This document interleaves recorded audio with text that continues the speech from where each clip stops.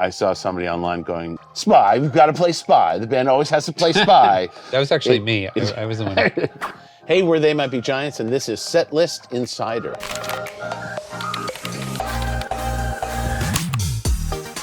How do you spell our name? Oh, here we go. Here's one at the Treehouse Brewing Company, which appeared to be the surface of Mars while we were there. Yeah. It was like 118 degrees. It begins with Damn Good Times, which is a great introduction for me because it's just Dan Miller playing the guitar. So everyone else has a chance to kind of prepare. It's kind of an easy on, easy off, as they say in the trucking industry. Yeah, and as I should point out, John Flansburgh is the guy who constructs the set, and he does it usually right before the show. We stopped having openers and started doing evening with because we just wanted to play more songs and get more money, I think, right? Well, I don't think it's pretty marginal how much money we were paying the openers. The bottom line in 1989. Oh my God. Holy. This is the first time on record that we played Birdhouse? Interesting. Well, entirely possible because this was 1989 and the song had not even been released yet.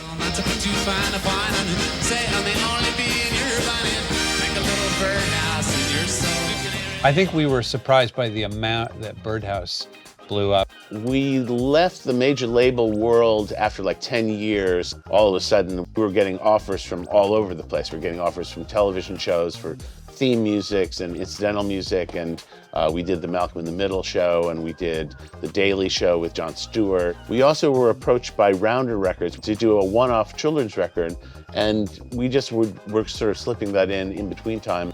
Then when the record came out, it immediately just like sold 100,000 copies, and it got crazy amounts of press. I like to think that it was partly driven by the fact that we were not sleepwalking through it. We were really enjoying ourselves making that first kids record and doing stuff that seemed like it might not even be appropriate for kids. Like it was just supposed to be entertaining, and it was under the guise of a kids record. After 10 years of people just sort of worrying how we could possibly have a song breakthrough on the radio, it was a real spiritual vacation to just be like, let's just do something that's interesting and for entertainment purposes. What is this? Well, this is the total songs played throughout history. And of course, Birdhouse is on top of the list, but not by much. Istanbul is a very close second. Oh, interesting. I'm really surprised. I would have thought it would have been flipped, actually. Spy comes in at number 15. I think we played it for like every show for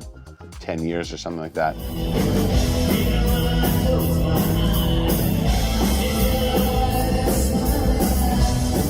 Spy is literally my favorite part of the show. Well, but we stopped playing Spy for a very long time. And I guess apparently it's because of this one malcontent. Spy, you gotta play Spy.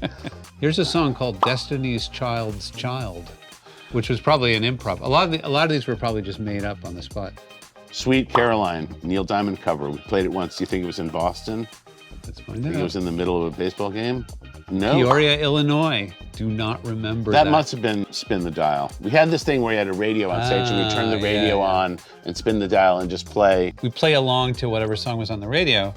Bowery Ballroom. It's really kind of like our home turf, like the Bowery Ballroom and the Music Hall of Williamsburg. We played there on September 10th before September 11th happened, and we did it was a really glorious show. It was a very celebratory show because, as I recall, we had a lot of guest artists. Sid Straw, Frank Black, Charles Thompson, Black Francis from the Pixies, Gordon Gaynor from the Violent Femmes. Your wife and Robin, her partner. Yeah. That was also the show where Joe Franklin showed up. I think he introduced the band. Yeah. It really felt like it put a punctuation mark on that era. It was such a chaotic time to try to tour afterwards. Like, so many bands canceled their tour, and I don't think we even really thought about canceling, which was really odd. I don't know why, because the show must go on or something. Yeah. I'm very impressed with, I've never seen this set list data before, and it's really impressive the way it's laid out. Can you find the very first show we ever? This is the very first show on this side. Oh, I see. Oh, this is the Central Park. All right, yeah. Oh, wow. We weren't, this show, we were not even yet called They Might Be Giants. But we invited by a friend of ours to play at a Sandinista rally. It was the anniversary of the Sandinista Revolution in Nicaragua. I wonder what the song sequence was. I think I have a notebook with it in there. But yeah, Penguin, Alienation's for the Rich, Cabbage Down. Not a lot of bangers in this I'm one. guessing we ended with Cowtown. Cowtown was probably the closing. Or we number. might have opened with Cowtown. It's unusual that it was documented, but there's actually a photo of us on stage with the enormous FSLN banner beneath us, because one of the people working there took a Polaroid and gave it to us. All right, that's all for now. If you want to check out these stats for yourself, head to setlist.fm.